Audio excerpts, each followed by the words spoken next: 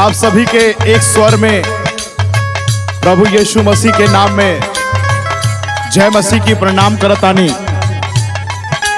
हम आकाश यादव आप सभी के बीच में एक बाइबल पे आधारित गीत भेज रहल बानी।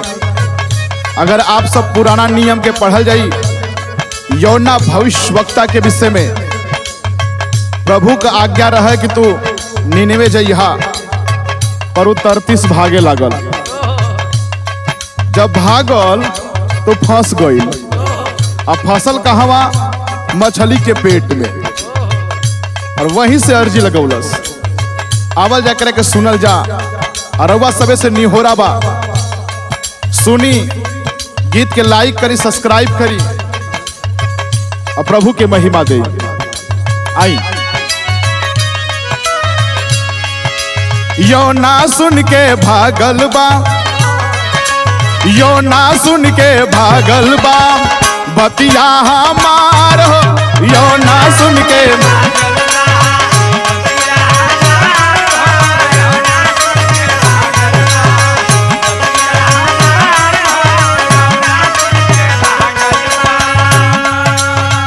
जाए के निनवे हो गई 33 फरार हो।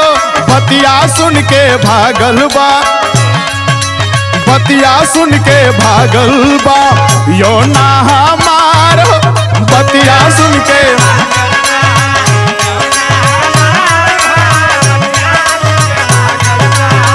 बतिया हम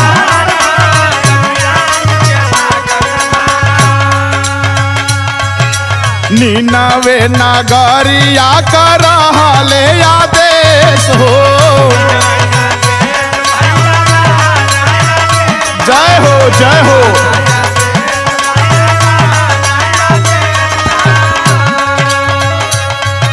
सबके सुनाई देबा हमारो संदेश हो।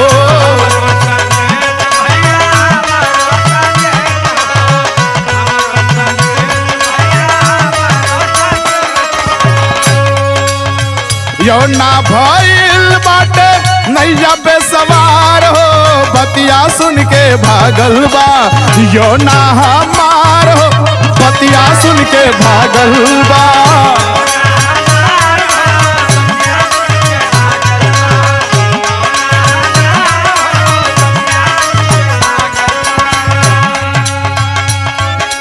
प्रभु कहला तू नीनवे नगर में जइहा, पर उ गईल 33 की ओर आपन बुद्धि लगौलस। और जब नैया में सवार भइल तो विपत ओकरे कारण आ गई। अब विपत का रहे?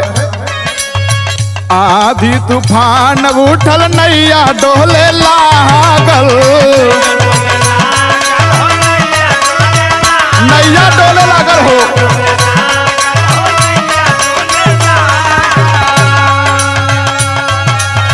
डर गईल सब लोग योना के जगावल।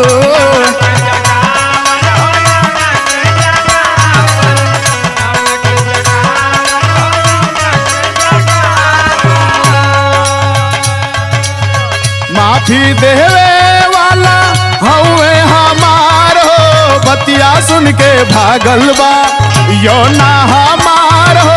बतिया सुन के भागल बा,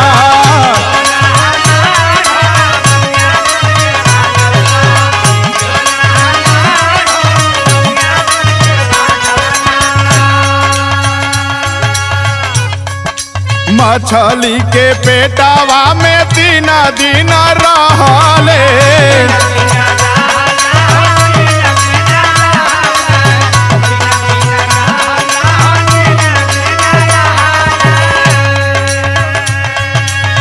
पिता परमेश्वर से अर्जी लगावले।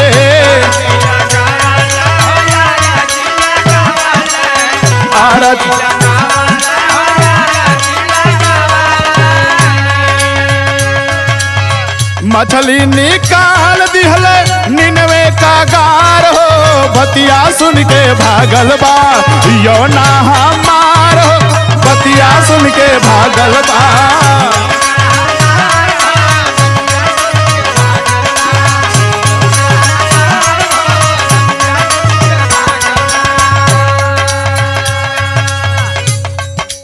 दिहले खबरिया अपन मानावा फिरावा।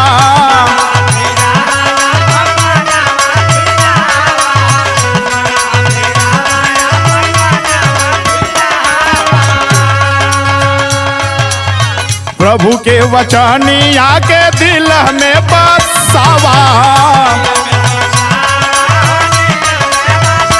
जय हो जय हो।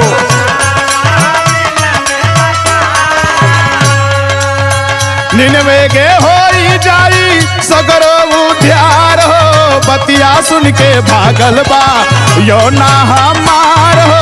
बतिया सुन के भागल बा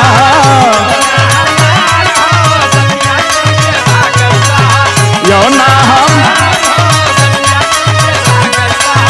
यो ना।